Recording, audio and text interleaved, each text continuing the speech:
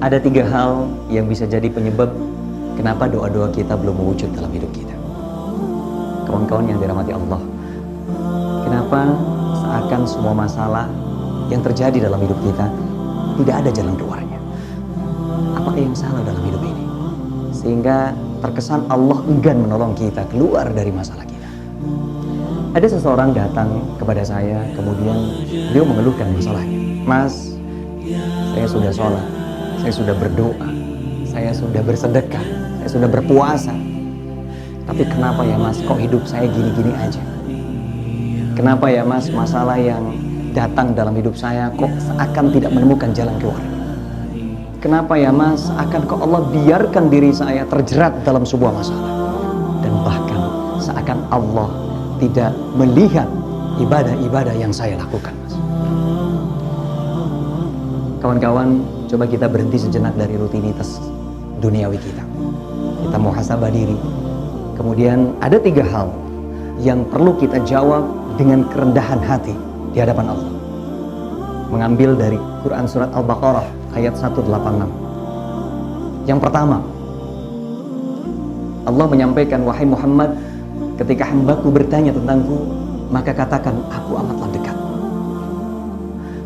Kawan-kawan, sudahkah kita merasakan bahwa Allah dekat dengan kita? Ketika kita merasakan Allah dekat dengan kita, maka kita tidak akan berani lagi melakukan dosa-dosa sekecil apapun. Maka kita tidak akan berani lagi melakukan kemaksiatan dalam hidup ini.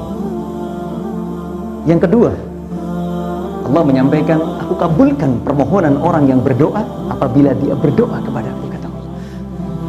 Sudahkah doa-doa yang kita panjatkan hanya kepada Allah? Apa cirinya doa yang kita panjatkan kepada Allah? Ibnu Athaillah dalam kitab Al-Hikamnya menyampaikan ada 2 ciri. Yang pertama, ketika doa yang kita panjatkan hanya kepada Allah, maka muncul rasa hina bagi si pendoanya. Kenapa munculnya rasa hina? Karena kawan-kawan, begitu banyak dosa yang kita lakukan, begitu banyak kemaksiatan yang terus kita lakukan kepada Allah, tapi Allah masih begitu baik. Allah masih memberikan kemudahan-kemudahan kepada kita. Allah masih memberikan kenikmatan kepada kita. Yang kedua, muncul rasa butuh bagi si pendoanya. Kenapa munculnya rasa butuh? Karena kita paham bahwa kerajaan langit dan bumi adalah kepunyaan Allah. Maka sudah sepantasnya hanya kepada Allah lah kita berdoa dan meminta. Kemudian yang ketiga, hendaklah mereka itu memenuhi perintahku dan beriman kepadaku agar mereka memperoleh kebenaran. Kawan-kawan, sudahkah kita memenuhi perintah Allah dengan sungguh-sungguh? Atau sholat kita jadikan sebatas penggugur kewajiban, dan zikir-zikir kita jadikan sebatas rutinitas saja? Iman itu tidak hanya diucapkan lewat lisan, kawan-kawan, tapi juga diyakini dalam hati dan dilakukan dengan perbuatan. Siapa orang yang berkesempatan mendapat hadiah dari sebuah undian?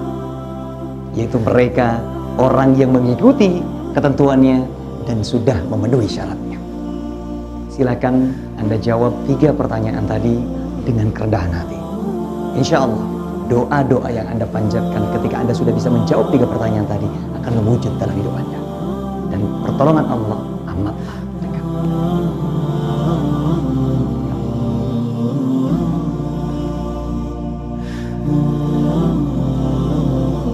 Ya Raja